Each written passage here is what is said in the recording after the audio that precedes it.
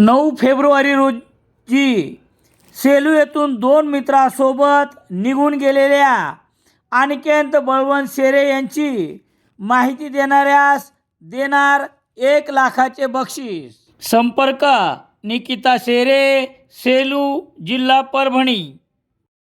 सेलू शहरात दैनिक लोकसत्ता घरपोच मिळण्यासाठी Balaji newspaper agency, bus stand, Selu.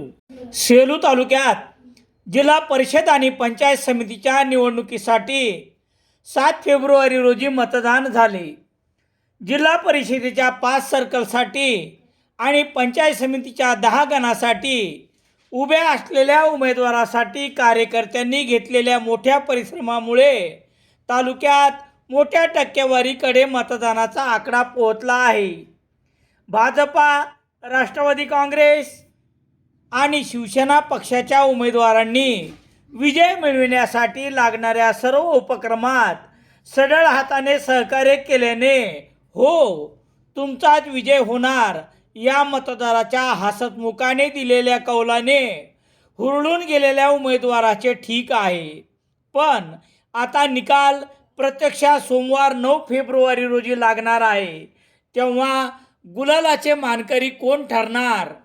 मतदाराने कोणाला दिली साथ आणि कोणाला दाखविला हात?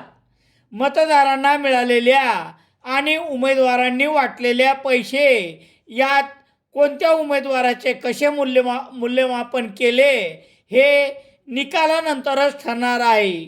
त्यासाठी पाहूया सोमवार रोजी लागणाऱ्या निकालाची वाट।